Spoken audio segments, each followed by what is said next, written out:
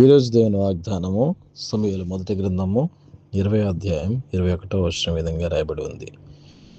నీవు వెళ్ళి బాణములను వెదుకుమని ఒక పనివానితో చెప్పుదును.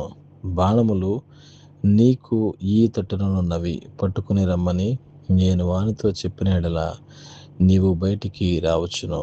యెహోవా జీవము తోడు, నీకు ఏ అపాయమును రాక క్షేమమే కలుగును. ఆమేన్.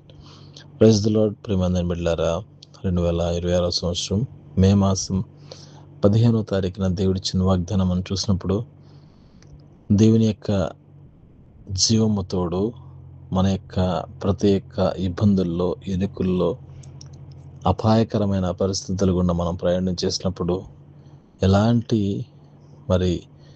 అపాయము కూడా మన జీవితాల్లో మన పట్ల జరిగించకుండా దేవుడు యేసుక్రీస్తు ప్రభువారు మనకి క్షేమాన్ని కలిగి చేస్తానని దేవుని యొక్క వాక్యం సెలవిస్తుంది.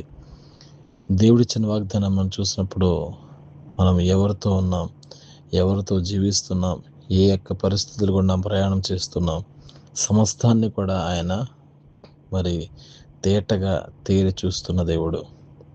అలాంటి దేవుని అడిగినందుకు దేవుని యొక్క కృప మీ అందరికీ దయచేయునుగాక.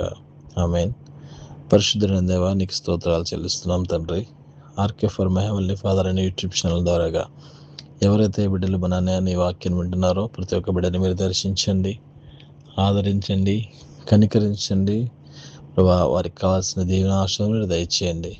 అవునయ్యా, బిడ్డలకు వచ్చిన ప్రతి ఒక్క అపాయం నుంచి ప్రభా మీరు తప్పించి క్షేమాన్ని దయచేస్తారని మీ వాక్యం సెలవిచ్చిన రీతిగా అటు రీతిగా మన బిడ్డలందరినీ దీవించి ఆస్వాదించమని, సమస్త మహిమ ఘనత ప్రభావాలు మీకు మాత్రమే చెల్లించుకుంటూ, మమ్మల్ని మేము తగ్గించుకుంటూ, మీ నామను మాత్రమే హెచ్చిస్తూ, ప్రభువును రక్షకుడైన యేసుక్రీస్తు వారి శ్రేష్టమైన, క్షేమమైన, పరిశుద్ధమైన నామములో అడిగి ప్రార్థించి పొందుకునిన్నాం తండ్రి.